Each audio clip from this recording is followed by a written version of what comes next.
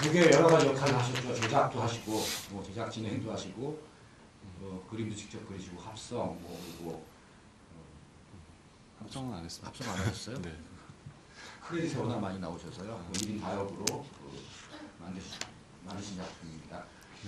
국내 애니메이션이 아까 초반에 이제 막 상영 전에 말씀드렸지만 애니메이션 되게 강국인데 극장용 애니메이션이 만들어지지 않습니다. 그건 이제 시장에서 그만큼 반응받지 못하다는 얘기이기도 하고요. 제작비가 상당히 많이 들기 때문에 투자 대비 효과를 이렇게 끌어내지 못하는 산업적으로는 좀 문제가 있는 시장이고요. 최근에 또 이게 뭐 외국 애니메이션들이 많이 개봉하고 있잖아요. 그래서 시장은 어느 정도 있는 것 같은데 좀 거품이 낀 시장이죠. 그 안에서 1년에 작년에 거의 이제 창작 애니메이션으로는 유일하게 이제 만든 영화였던 것 같고요. 지금 한국 애니메이션 상황이 그렇습니다. 이재 감독님 어떻게 이 파닥파닥을 기획하시고 만드시게 됐는지, 어느 정도 제작 기간이 어느 정도 걸리셨는지. 만든 지는 한 3년 했는데 네. 처음 기획부터 해서 한 6년 정도 이 작품 잡고 있었고요.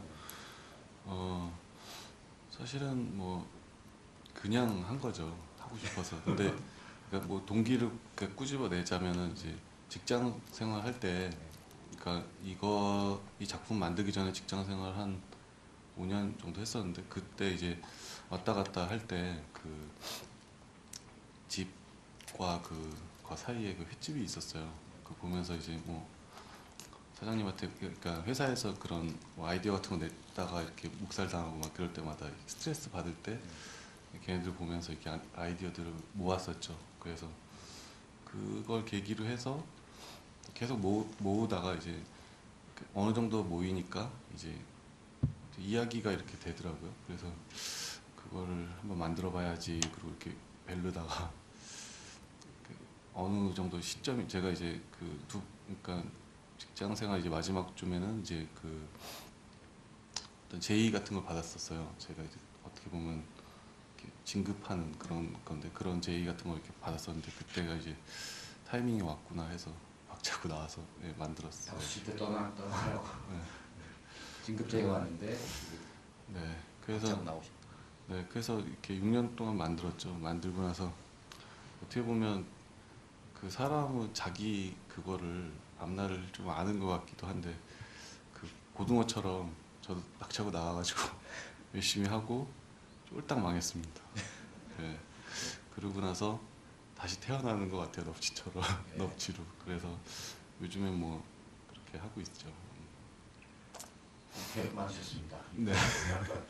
어항에 있는 뭐 감독님이 스스로 어항에 있다가 거기를 이제 박차고 나오긴 했는데, 뭐 파닥파닥도 그래 6년 걸리셨다고 그러는데 많은 애니메이션 감독들이 그렇습니다. 내 30대를 다 바쳤다 이렇게 얘기를 하시고, 시나리오 쓰고 투자 받고 그림을 그렸다가 또 버리기도 하고, 3년 전에 그림 가지고 개봉할 수 없잖아요. 다시 그리고 뭐.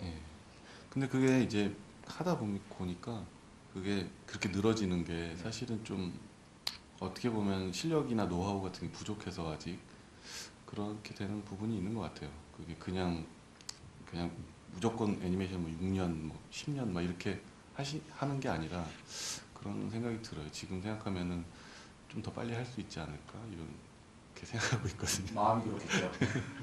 네. 또 시작하면은 또 언제 걸릴지 모르겠는데요. 네. 제 마음은 부디 하루빨리 올해라도 착수하셔서 내년에 영화를 볼 수 있지 않으면 어떨까. 다음 달 각본 거의 다 썼습니다. 네.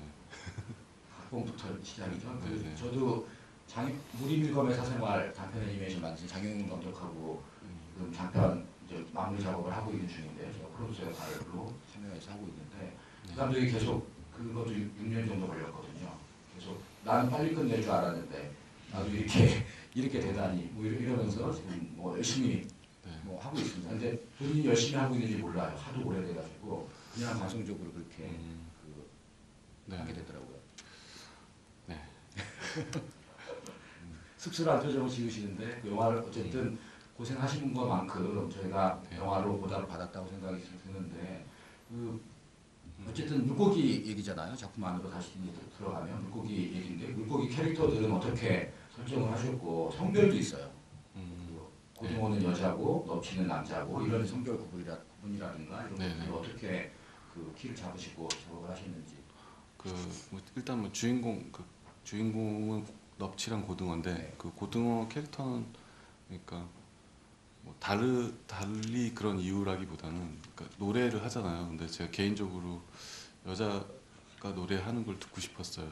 그래서 여자를 했습니다. 그리고 근데 사실 뭐 여성성이 이렇게 드러나거나 좀 그런 쪽은 아니고 그냥 그 캐릭터가 지니고 있는 어떻게 보면 약간 중성적인 이미지로 포착을 했고, 그러니까 다른 그 캐릭터들의 그런 특징 같은 것들은 제일 처음에 잡혔던 거는 이제 그 넙치 같은 올드 넙치 같은 경우는 약간 이 어디를 보는지 이렇게 모르게 제가 이렇게 관찰을 해보니까 눈이 이렇게 되고 그런 거더라고요. 굉장히 좀 생각이 많아 보였어요.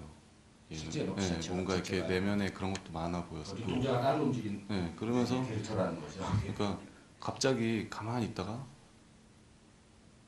탁 해서 막 헤엄치다가 또 이렇게 딱 하고 그래요. 횟집과 어항을 계속 한 몇 시간 보다 보면은 그런데 그래서 얘가 욱하는구나 성격이.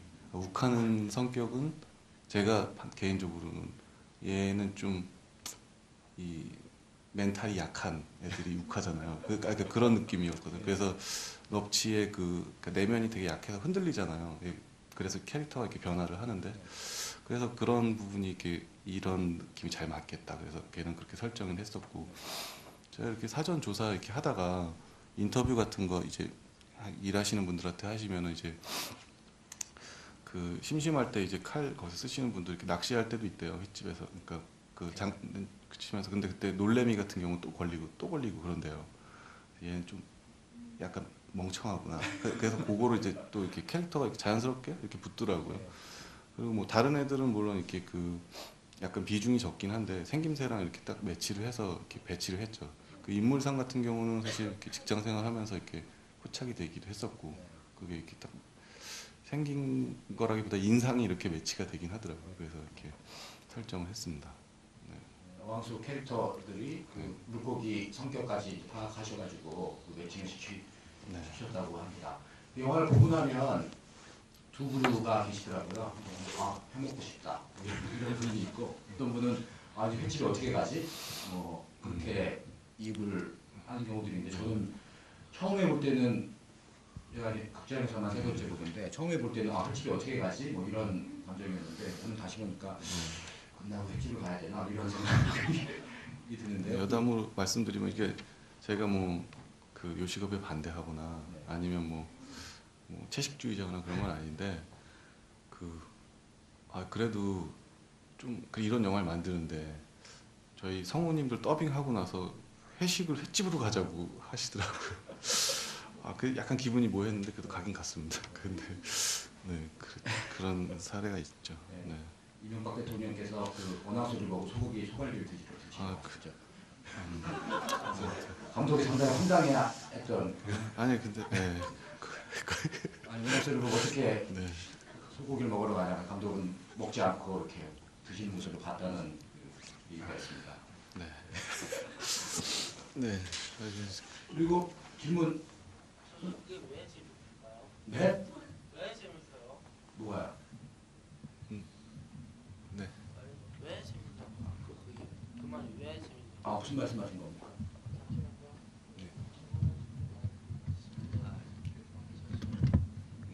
딴 이야기를 한 거예요. 네.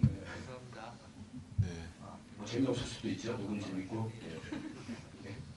그리고 그 영화 안에서 네.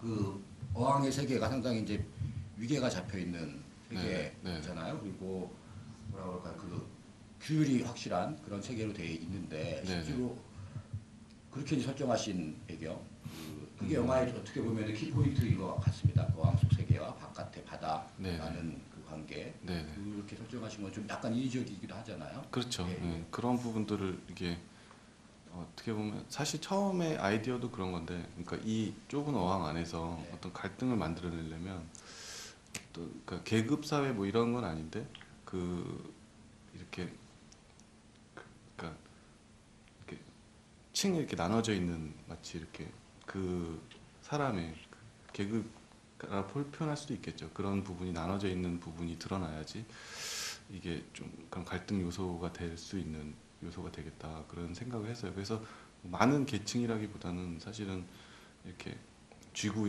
뭘 전체적으로 봤을 땐 다 피해자지만은 쥐고 있는 애, 그 다음에 그 이렇게 그걸 지배당하는, 그 다음에 이걸 반대하는 이런 이 정도로 이렇게 설정을 할 수 있겠죠. 그 정도로 했어요.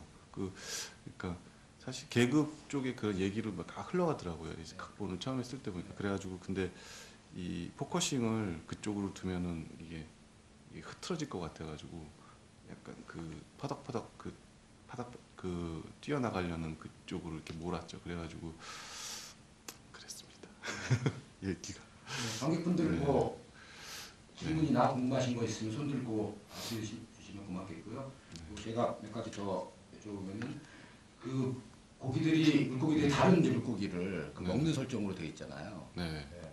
그거를 약간 부자연스럽긴 한데 그 횟집 주인이 거기다가 물고기 넣어주는 것 같은 이제 그 상황이거든요. 그런 설정은 그이 굶주림을 표현하기 위해서 그러신 건지. 그러니까 조금 인위적인 표현이긴 한데 실제로 이제 제가 이제 그런 걸 물어보고 그랬을 때 이게 약간 그 사실은 그 건져내요.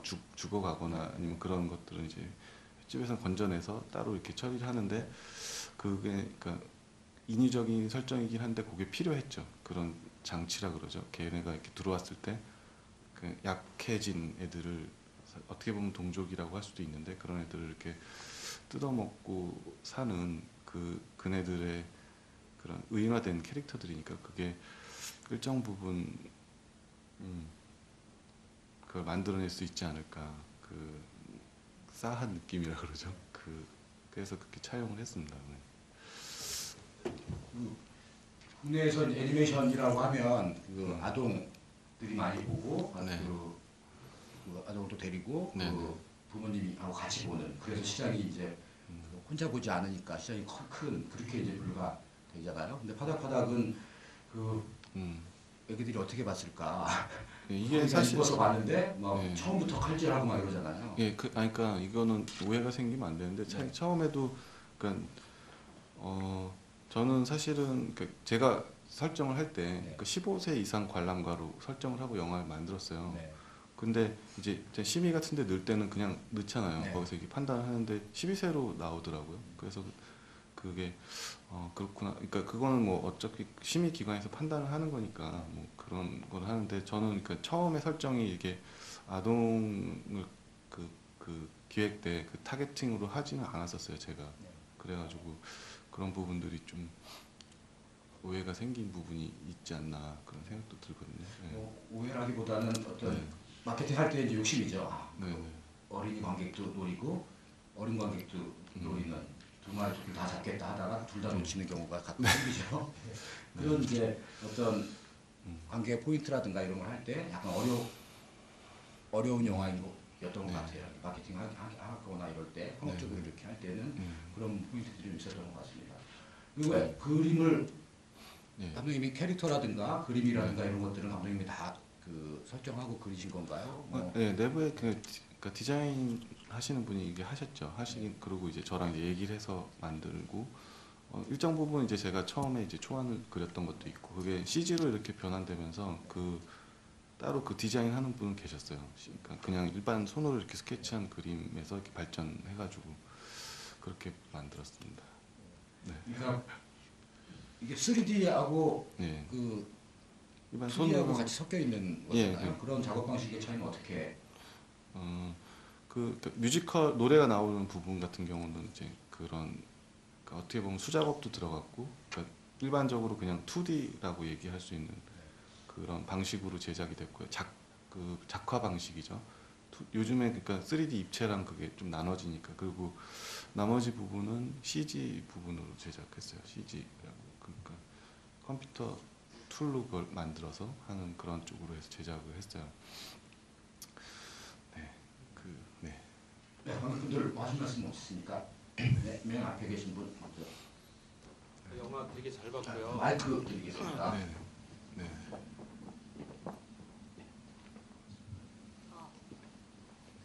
영화 되게 잘 봤고요. 보통 이 애니메이션 만들면서 CG 작업하면서 제일 어렵다고 하시는 분들 얘기가 이제 물을 표현하는 게 제일 어렵다고 얘기를 하거든요. 네. 근데 어떤 특정 사물체가 아니라 이제 물을 통해서 투명도나 뭐 이런 걸 표현하는 게 되게 어렵다고 하는데 굉장히 자연스럽게 잘 표현이 돼서 보기가 되게 좋더라고요. 예, 예. 근데 이 표현을 하시면서도 그 굉장히 한 부분에서는 저희 감독님께서 굉장히 심혈을 기울이신 부분이 있었을 것 같은데 네. 그런 부분이 어떤 부분이었는지 좀 알고 싶습니다. 어떤 영화 전체적인 거요? 아니면 아니 물 이제 표현? 영화 씬 중에서도 감독님께서 그 CG나 그 물을 표현한 부분에서도 가장 심혈을 기울였던 부분이 어딘가 그 부분을 좀 알고 싶습니다. 물을 표현한 부분에서. 다 심혈을 기울였을 것 같은데 그 중에 특히 어느 부분에서 뭐 연출적인 거라든가 아, 글쎄, 그러니까 CG 부분하고 관련돼서 말씀드리니까 사실은 그 기술적으로 많은 그런 R&D나 이런 게 필요한 부분인데 이게 굉장히 저예산으로 작업을 하다 보니까 그런 것들은 하지 못했었어요. 근데 꼭 이런 것만은 해야 되겠다라고 생각했던 부분이 가령 그러니까 맨 마지막에 넙치가 튀어나왔을 때 그 물기가 있는 채로 이렇게 말라가는 느낌, 아니면 물 속에서 피가 퍼졌을 때 그 느낌, 이런 부분들 좀 이렇게 집중을 했어요. 그런 것들은 놓치면 안 되겠다. 그리고 가령 이제 생선이 도마 위에 올라왔을 때 약간 눅눅하면서 좀 싫은 느낌이 드는 그 느낌이라든지 그런 부분들은 좀 이렇게 테스트를 좀 많이 했었습니다. 그리고 그러니까 한 장면을 좀 포착해서 얘기를 드리자면은 이거는 이제 그냥 CG로 표현이라기보다 그냥 전체적인 연출적인 표현에도 포함되는 건데 그 올드넙치가 이렇게 죽기, 그러니까 거기 도마 위에 올라가서 이렇게 그 놀래미가 죽은 걸 보고 이렇게 맨 마지막에 눈을 이렇게 찡그릴 때 땀인지 물인지 모를 그 물방울이 이렇게 떨어지는 부분이 있어요. 그게 그냥 그러니까 시뮬레이션으로 계산을 하면 이게 약간 그런 점성이 안 나와서 그런 느낌이 안 나와서 그거를 애니메이팅으로 만들어내서 좀 여러 번 리테이크를 거쳐서 이렇게 만든 장면이었어요. 심혈을 기울여서. 네, 그렇습니다.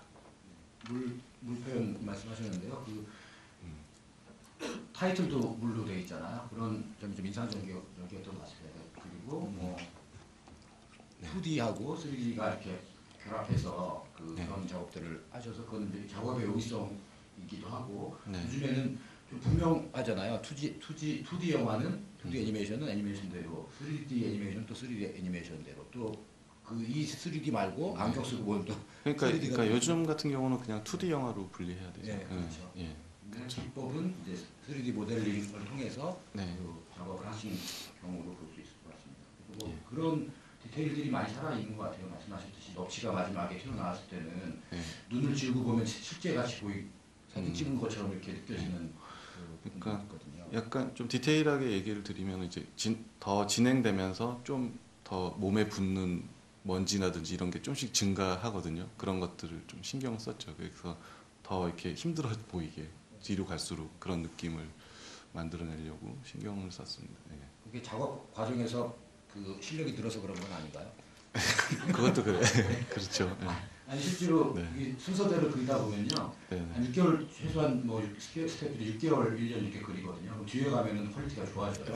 그렇죠. 같은 애가 그렸는데 이렇게 네, 그렇죠. 아무래도 긴 시간 작업하다 보니까 그리고 거의 이 작업도 이렇게 어떻게 보면 신입사원들이죠. 바로 대학 졸업하신 분들하고 이렇게 많이 작업을 했었어가지고 실력이 많이 이렇게 네. 끝났을 때는 늘어 있더라고요. 네. 그렇게 됩니다. 그래서 네. 중요한 장면은 나중에 그리게 하는 이런 네. 그 그런 노하우, 작업상의 노하우도 있는 것 같습니다. 네, 많이 필요할 것 같아요. 앞으로. 네.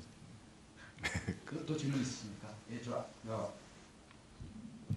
예, 어떤 먼저 하십니까? 네. 뮤지컬 장면은 네. 녹화 방식으로 작업을 하고 네. 약간 상징적으로 표현하는 어떤 이유가 있나요?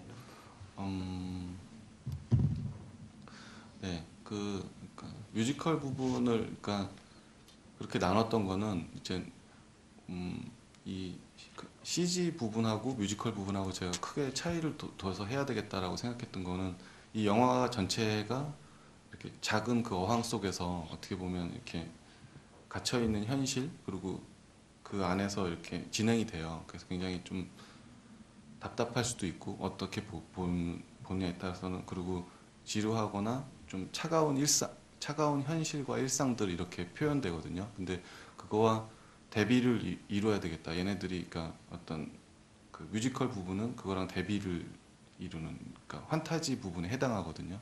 그러니까 그래서 그것들을 그냥 원래는 CG로 처음에 해볼까 그런 생각도 했었는데 그것보다는 이게 좀 더 그러니까 더 넓은 앵글이 나올 수도 있고 더 많은 그런 느낌들이 표현될 수 있을 것을 찾다 보니까 그거를 이렇게 가령 이렇게 맨 마지막에 불렀던 그거 같은 경우 그 용서해요라는 제목의 뮤지컬 같은 경우는 그 색연필로 한 수작업이었거든요. 그런 부분이 더 따뜻한 느낌이나 더 그런 느낌들을 더 강조해서 되면은 고등어가 죽었을 때 그 느낌을 더 갭을 크게 띄어서 극대화시킬 수 있겠다 이런 발상을 해서 그렇게 작업했었죠. 그런 다른 부분들도 다 이제 약간 그런 차관이 있어요. 그런 예 그렇습니다. 뮤지컬 부분을 특별히 그 네. 다른 현실 장면하고 예, 오히려 대비를 대비시키기 위해서 더 거칠게 예. 그 판타지인데 더 거칠게 그 역으로 작업을 하신 것 같아요. 예. 그래서 이제 뮤지컬을 그렇게 이용해야 되겠다고 생각 들었던 거는 이제 그 사실 차관이 됐던 영화가 있는데 어둠 속의 댄서 이런 영화가 있거든요. 그거 보면은 이제 거기서 판타지 굉장히 현실은 되게 어둡고 답답한 현실에 있는데 판타지적인 부분하고 이렇게 매치가 돼 있는 부분이 있어요. 그래서 그런 부분이 이렇게 잘 맞지 않을까 이런 생각이 해서 그렇게 했습니다. 어둠 속의 댄서도 노래 부르는 장면이 네. 상당히 많이 나오죠. 네네. 그리고 현실 장면이 나오는데 노래 부르는 장면은 화려한 뮤지컬 장면인데 전체를 다 카메라 고정으로 네. 찍었습니다. 그리고 카메라를 뭐 100대 정도 썼다고 하거든요. 그렇게 우리 뮤지컬 장면을 역동적으로 한 게 아니라 그 고정 그쵸. 카메라로 하고 그리고 현실 장면은 핸드헬드 같은 느낌으로 해서 극적인 대비가 명확하게 되는 그런 작품인데요. 그렇게 참관하셔서 네. 그래서 뭐 사실은 저희는 이제 반대쪽의 차관이긴 한데 그래서 현실 장면에서는 일부러 앵글도 좁고 카메라 워킹이 별로 없어요. 거의 이렇게 띡띡띡 그 오버 더 숄더만 계속 치거나 이렇게 해서 약간 어떻게 보면 지루한 느낌이 들 수도 있는데 그런 부분들하고 그 뮤지컬 장면은 끊임없이 카메라가 움직이거든요. 이렇게 그래서 그런 게 대비를 저는 그런 부분도 만들어냈습니다. 물고기들의 오버 더 숄더 샷을 그렇죠. 했다는 거죠. 네. 어깨는 없는데 카메라를. 네. 훌륭한 표현이시네요. 질문 하시겠습니까? 영화 잘 봤습니다. 네. 저는 보통의 일반적인 권선징악형이라고 이제 네. 쓰자면 그에 좀 반하는 아이러니한 상황들이 예. 가끔 생겨서 그 부분이 굉장히 흥미로운데요. 예를 들면 그 고등어가 그 수족관, 관상어가 있는 수족관에서 굉장히 사실 정의로운 계속 역할이다가 거기에서 다 이제 잡아 먹잖아요. 그 관상어들을. 네. 거기에서는 오히려 가장 엄청난 절대 뭐 그런 강자인 것으로 순간 이렇게 탈바꿈 하는 부분이 그랬고 또 하나는 결국 전체적으로 보자면 그 넙치 그 올드 넙치가 좀 이제 강자고 악한 자처럼 나오다 결국 최종적으로 그 바다로 나가는 게 그 올드 넙치인데 그 부분도 어떻게 좀 의도하신 게 있으신지. 네. 어떻게 보면 그러니까 저는 이 영화에서 그러니까 그 말씀하신 권선징악이나 그런 측면 그러니까 보통 영화에서 악에 해당하는 부분들 있잖아요. 뭐 디즈니 영화나 이렇게 보면은 마녀 뭐 이렇게 해당하는 부분을 한 인물한테 이렇게 집중시키지 않고 상황이 그 안타고니스트 그러니까 그 상황이 악이었어요. 얘네들이 처해 있는 상황이 그런 거고 사실은 이 넙치도 그렇고 고등어도 그렇고 뭐 안하고도 그렇고 사실은 피해자들이죠. 어떻게 보면 그 상황 속에서 이런저런 군상이 돼서 움직이는 거지. 그래서 그런 설정이었어요. 그리고 그러니까 처음에 이렇게 그 마치 넙치가 적대자인 것처럼 등장했던 거는 갈등을 위해서 처음에 이제 그렇게 등장을 하는 거죠. 걔도 그래서 사실은 보여주고 싶었던 부분은 그런 아까 지적하셨던 대로 그러니까 고등어가 걔네들을 먹는 거는 그러니까 악해져서 먹는다기보다는 얘는 얘 상황 자체가 힘들어지는 거예요, 점점. 그리고 곧 넙치도 힘들어져서 나중에 이렇게 변화하게 되는.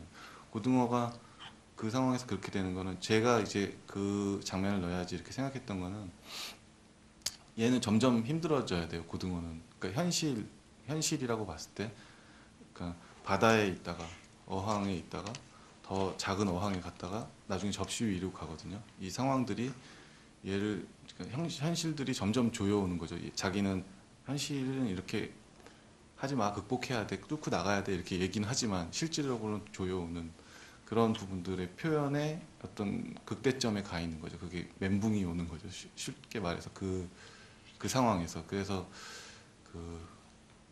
그렇게 배치를 했어요. 관상어가 니모 아닌가요? 니모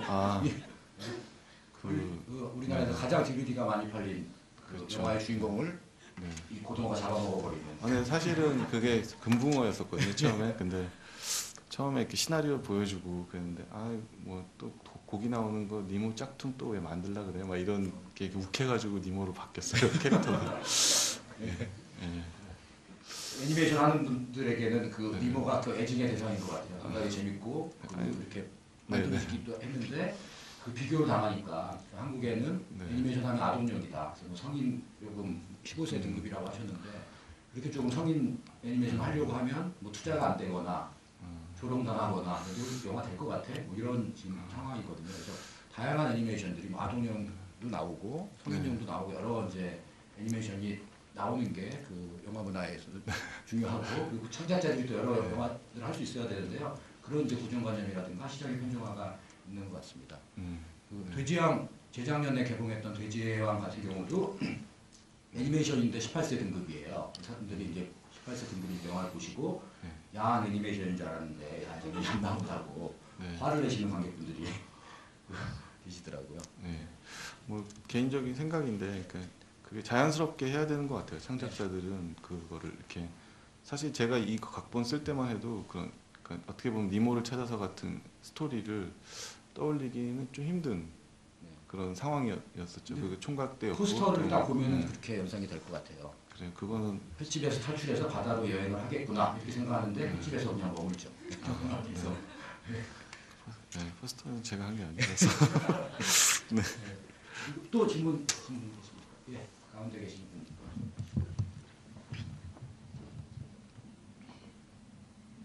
그 엔딩 크레딧에 보면은 이 영화에 등장했던 곡들 제목이 딱 나오잖아요. 네, 근데 그 중에서 그 이미 늦어버렸죠라는 곡이 네, 극작품판 OST에는 없는데 음악 감독판에는 있더라고요. 네, 전문가가 오셨네요. 네, 네, 근데 그 곡이 보니까 올드너치가 부르는 것 같은 곡인데 네. 혹시 그걸 뮤지컬 장면으로 연출을 하셨었는지 아니면 왜 그 곡이 가사가 네네. 곡 중에 등장하지 않는지 그게 좀 궁금합니다. 그러셨구나. 그거. 그분은 아니, 그 파닥파닥 상당히 많이 보시지. 네. 그러네요. 그렇구나. 모를 줄 알았죠.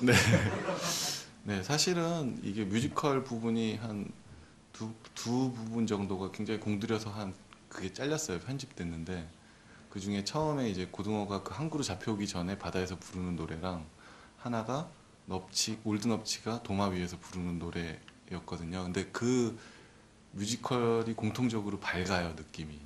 밝고 막 춤추고 막 이런 거거든요. 그래가지고 공은 많이 들였는데 그 영화 톤을 깨더라고요. 나중에 편집 감독님하고 고민을 많이 했었는데 그래서 통째로 거의 그걸 드러내면서 좀 많이 안타까웠죠.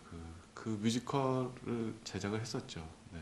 그게 그 장면이 그러니까 그 넙치가 이렇게 그 무서워지는 있잖아요. 상황이 그 도마 위에 올라가서 그 장면으로 대치가 됐어요. 그 편집으로. 원래는 넙치가 갑자기 도마 위에서 두근두근 하다가 벌떡 일어나서 헤이 거기 칼든 아저씨 막 이러면서 노래하거든요.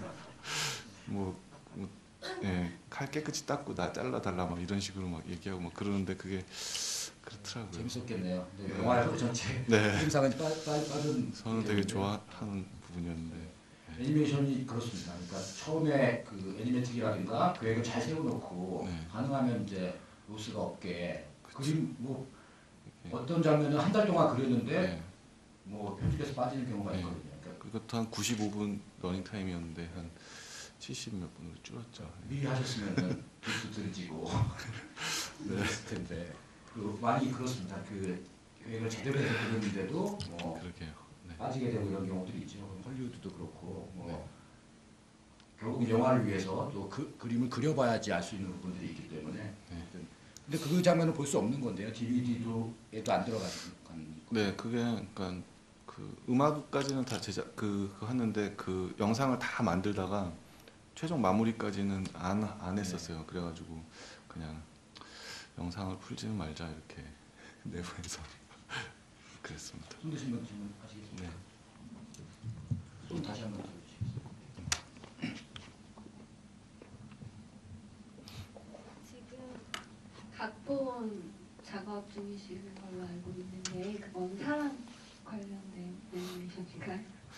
네, 그러니까 사람이 나오죠. 예, 사람이 그거고, 근데 여기는 그러니까 로봇가 나와요. 로봇가 뭐 이렇게 막 태권브이 같은 로봇은 아니고 이렇게 작은 로봇랑 이렇게 얘기해드리면요, 그게 무슨 얘기냐면 자기자 이렇게 레옹 같은 거거든요. 근데 그게 그 아저씨라고 할 수도 있고 아저씨의 로봇 버전, 로봇과 소녀가 이렇게 나오는데 걔네들의 우정과 뭐 이런 그 제가 이 얘기가 딴 데로 새는데 제가 이렇게 딱 파닥파닥 만들고 할 때 저희 그 딸애가 나왔었어요. 그래가지고 네, 얘기 6년이나 되니까 그 중에 막 결혼하고 애 낳고 막 그런 여러 가지 일이 있었는데 중간에 한번 이렇게 열이 이렇게 밤에 높아지면 안고 막 뛰어가야 될 때가 있거든요. 차를 해서 응급실에. 예, 그 상황이 탁 겪고 나서 영화 만드는 중에 이제 아이디어가 이렇게 있어서 다음 영화에는 그 정서를 넣고 싶다라는. 그래서 이번 거는 전체 이용가 영화입니다. 그리고 뭐 네. 만들어 보셔야 할 것 같은데요. 그래요? 말로는 로봇이 나온다고 해놓고 로봇이 뭐 나중에 다 네. 근본이 안 바뀌어서. 그리고 애니메이션 한국에서 만드시는 게 너무 어려운 작업인 걸로 알고 있는데요. 특히 네. 가장 어려운 게 어떤 건지 그리고 혹시 뭐 네. 개선되거나 제도적으로 바뀌거나 관객들의 시선이 좀 어떤 게 바뀌었으면 좋겠다 그런 게 있으시다면 말씀해 주셨습니다. 뭐 다 어렵죠. 근데 그 중에서 뭐 일단은 그 인식 자체가 많이 안 돼 있는 부분이 있는 것 같아요. 그러니까 극장용 애니메이션을 제작할 때, 그러니까 영화 같은 경우는 그래도 많이 노하우가 쌓여 있는데 애니메이션을, 그러니까 우리나라가 애니메이션을 제작을 이렇게 많이 했었었는데 그러니까 극장용 애니메이션에서, 그러니까 가령 이제 뭐 뽀로로나 이런 쪽에서 만드는 데는 또 그런 많은 노하우가 쌓이는데 이쪽에서는 그렇게 부족하기 때문에 이 노하우라는 거는 그러니까 단순히 그러니까 제작 측면만 아니라 투자자들의 마인드 아니면 투자나 그걸 이끄는 그 중간에 프로듀서나 그 제작자들의 생각 그다음에 그걸 만드는 감독, 시나리오 작가 뭐 이런 여러 그 스태프들도 마찬가지고 애니메이터들도 그 극장용 애니메이션을 만든다라는 그런 거에 대한 인식 자체가 성장을 해야 되는 단계인 것 같아요. 국내에서 아직 지금 그래서 막 그런 그러니까 발전의 도가니에 저도 발전의 과정에 있는 제가 언어가 좀 그렇죠. 아무튼 그 도가니는 뭡니까? 그러니까 발전의 그 과정에 한복판에 지금 있는 것 같아요. 지금 그래서 막 그러니까 그런 게 계속 부딪혔었거든요. 파닥파닥 이 고등어처럼 이렇게 뭘 합시다 이런 식으로 돼야 될 것 같아요라고 얘기를 하면은 그러니까 그런데 그러니까 그런 식으로 안 해 오셨어서 그런 작업들을 그래서 그런 게 딱 부닥치는 그런 게 굉장히 많았었거든요. 그래서 그런 것들이 많이 이렇게 여기서도 만들고 저기서도 만들고 그렇게 되면 조금씩 개선돼서 그게 산업이 발전하는 거 아닌가 이런 생각을 해요. 네. 그 예전에는 애니메이션들이 그래도 1년에 2편 정도씩은 나왔던 것 같아요. 2000년 초반까지. 근데 그 영화들이 그 목표로 했던 이제 네. 관객 수가 400만, 500만 이 정도 돼야지 네. 될 수 있는 영화들이었습니다. 100억, 80억 이렇게 해서 영화를 만들었어요. 근데 그 영화들이 대부분 상업적으로 실패를 하면서 이건 이제 해도 안 된다 이런 이제 분위기가 좀 팽배했던 것 같습니다. 그래서 그 극장용 장편 애니메이션들이 안 만들어진 지가 거의 한 5, 6년 정도 됐거든요. 근데 뭐 작년 파닥파닥이 있었고요. 그 전에 뭐 마담을 나고 남타, 소중한 날구, 대지와 이렇게 영화들이 좀 그 작품적으로도 좋은 평가를 받은 영화들이 좀 나와서요. 그런 이제 뭐 제도적인 영역이라든가 또 뭐 인식들이 조금씩은 바뀌고 있는데 아직 멀었죠. 네. 그렇죠. 예. 올해도 뭐 또 하시고 계시죠. 네. 예, 관객분들 또 질문 맨 뒤에 계신 분요.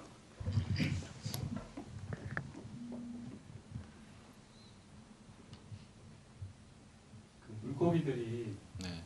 그 킹크래프트에 도움을 요청하자 그런 분위기가 있어가지고 네. 고등어가 그렇게 하지 말자 그러다가 이제 고등어가 넘어가잖아요. 네. 나중에. 근데 킹크랩한테 도움을 청하자는 게 물고기들이 생각할 수 있는 근거, 어떻게 그렇게 생각하게 됐는지 아, 그게 좀 궁금하고요. 네. 아니면 또 그렇게 설정한 이유 같은 거 그게 좀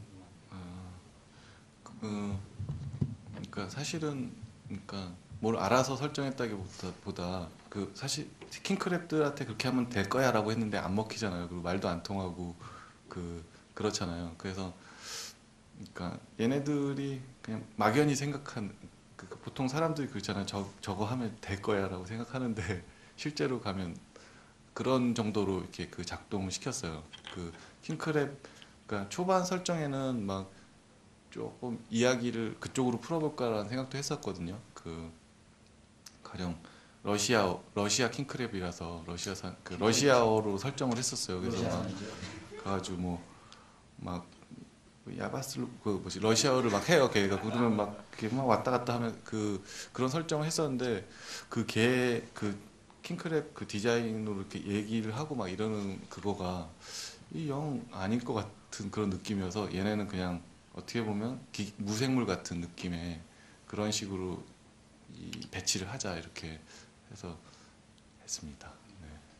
고등어가 킹크랩어를 아는 걸로 설정이 되어 있는 거죠. 네. 그래서 막 헤엄을 여러 군데 치니까 네. 러시아도 갔다 온 고등어로 설정되어 있는데요. 처음에 막 그래서 막 그 녹음까지도 했었어요. 근데 막 그게 영 느낌이 안 살더라고요. 저는 네. 그 넘어간다고 해서 상당히 어떤 그 장르가 한번 바뀌지 않을까 이런 기대를 살짝 네. 했었는데 네. 그 물고기들이 되게 물렁물렁한 그 질감의 물고기들인데 그 킹크랩은 되게 딱딱한 네. 이런 느낌이니까 그래서 그래서 어떤 그 장르적인 쾌감이 있지 않을까 슬쩍 넘어가시더라고요. 네, 그렇죠. 그렇습니다. 그러기 힘들어서 그러신 걸로. 또 다른 분 예, 녹음 과정에 대해서 좀 여쭙고 싶은데요. 녹음은 그 선녹음을 하셨는지 그리고 후시 녹음을 하셨는지 그리고 뭐 네. 요즘에 아이유가 외국 애니메이션에 1억을 받아서 난리가 난 적이 한 번 있었거든요. 성우들은 300만 원 받는데 어떻게 뭐 네. 이런 논란이 있었는데 그 녹음 과정에 대한 네. 그거하고 원장님 생각하고 거의 뭐 그러니까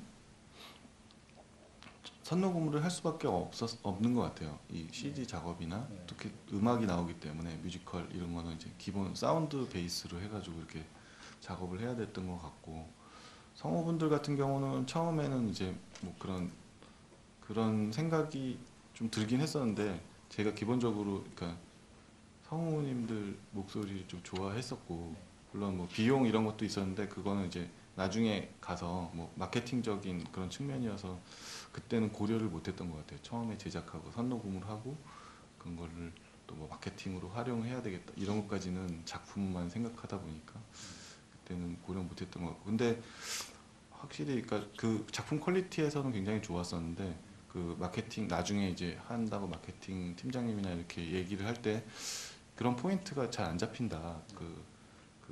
가령 뭐 아이유가 하거나 뭐 그러면 걔를 이렇게 애니메이션에서 보통 영화에서는 배우 그 마케팅이 많잖아요. 그런 식으로 그게 돼야 되는데 그게 안 잡힌다라고 그런 얘기를 이렇게 듣긴 했었어요. 그래서 뭐 기자분들한테 이렇게 오시게 하기도 좀 힘들고 뭐 그런 요건이 있다. 막 알게 됐죠. 그래서 해보고 매맞아보고. 네. 이게 또 배우가 있으면 그 배우를 생각하면 딱 어떤 캐릭터라든가 이런 것들이 만들어지는 건 있는 것 같아요. 근데 이제 너무 준비 안 된 상황 안 된 분들이 개그맨들이 그냥 유명세만 있는 분들이 그 작품의 퀄리티와 무관하게 이렇게 출연하는 것은 문제가 있지 않나. 그런 거는 좀 그런 것 같아요. 좀 제가 만약에 전 창작자 입장에서는 정말 하고 싶지 않은 일이에요. 왜냐하면은 그러니까 그 사실 성우님들도 여러 번 와서 더빙하시고 그게 녹음 퀄리티라는 게 결국에는 그 영화에서는 그 연기 그거랑도 거의 매치가 되듯이 결국에는 작품의 그 질을 결정하는 건데 그게 이제 만약 가령 굉장히 막 스케줄이 바쁘거나 막 그런 그러니까 이런 부분에 할 수가 없다라는 분을 만약에 캐스팅해서 할 경우 뭐 반나절 녹음하고 간다. 어차피 1시간짜리니까 뭐 이러면은 그게 떨어질 수가 있거든요. 밀도가. 그러면은 좀 마음이 상하겠죠. 만드는 입장에서. 그러니까 녹음할 때 손녹음 하셨는데 처음부터 그 성우분들이 녹음을 다 하셔서 거기에 맞춰서 하신 거예요? 아니면 그렇죠. 그건 아니고 처음에는 이제 감독님이 하셨죠? 제가 했죠. 저랑 하고 또 같이 이렇게 애니메이터들하고 이렇게 녹음해서 그거 했던 걸 바탕으로 이제 또 이렇게 하고 여러 번 녹음해서. 일본 같은 경우는 되게 녹음을 여러 번 한다고 하거든요. 그러니까 처음에 얘기하셨듯이 감독님이 시나리오 쓰시고 그 캐릭터를 만드셨기 때문에 제일 잘 압니다. 그래서 그 감독님이 녹음한 버전을 보면은 또 색다른 재미가 있어요. 저는 서플 같은 걸 이렇게 넣었으면 좋겠는데 그 버전이 있고요. 그러니까 스텝과 감독님들이 처음에 녹음을 하시고 그리고 거기에 맞춰서 이제 대강의 그림을 이제 그립니다. 그리고 그다음에 성우분들이 이렇게 녹음을 해서 그 완성을 한 다음에 필요에 따라서는 일본이나 미국 같은 경우도 스타크 배우들을 다시 이제 고용해서 최종 개봉판에 녹음을 하는 것이죠. 그래서 뭐 케빈 코스너가 한다든가 톰 행크스가 한다든가 뭐 일본의 유명한 성우나 배우분들이 한다든가 그렇게 해서 녹음 과정 여러 번 거치는 것 같아요. 감독님도 막 그렇잖아요. 그 혼자 고등어가 했다가 넋치했다가 이렇게 혼자 하는 버전을 보면 이 감독님이 이 캐릭터를 또 어떻게 생각하는지를 알 수 있는. 그리고 애니메이션 감독도 연기를 되게 잘하시더라고요. 연상호 감독도 그렇고 장영현 감독도 그렇고 혼자 다 녹음을 하는데 그런 또 재미들이 있습니다. 녹음 과정은 그랬던 것 같고요. 관객분들 뭐 질문 있으시면은 하나 정도만 더 받도록 하겠습니다.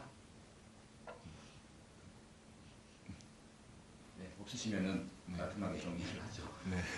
감독님 그 영화 어쨌든 참 하나의 결과를 이제 내셨는데 허무하다면 허무, 한 시원섭섭한 이런 과정을 거치셨을 텐데요. 마치고 개봉하기까지 그 소감이 어떠셨나요?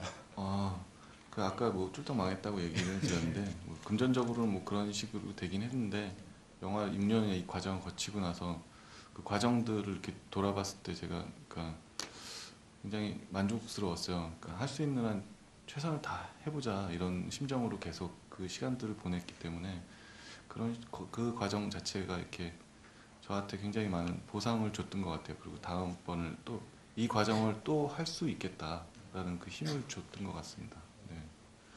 아무튼 뭐 고생 많으셨고요. 좀 짠한 느낌이 이제 영화를 보고 감독님 얼굴을 떠올리면 약간 짠한 느낌이 있는데 하나의 작품의 마무리를 잘 해주셔서 저희가 좋은 영화를 볼 수 있었던 것 같고요. 그 다음 뭐 영화 이야기를 아까 살짝 해주셨는데 그건 이제 어떻게 하실 계획인지 그 말씀 좀 해주세요. 열심히 해야죠. 뭐 어떻게 하겠습니까? 제발 이 영화는 6년이 걸리지 않고 빨리 뭐 만드셔서 그들을 성공적으로 만나시기 기대하겠습니다. 감독님께 박수 좀 부탁드리겠습니다. 감사합니다. 관객분들 인사드립니다.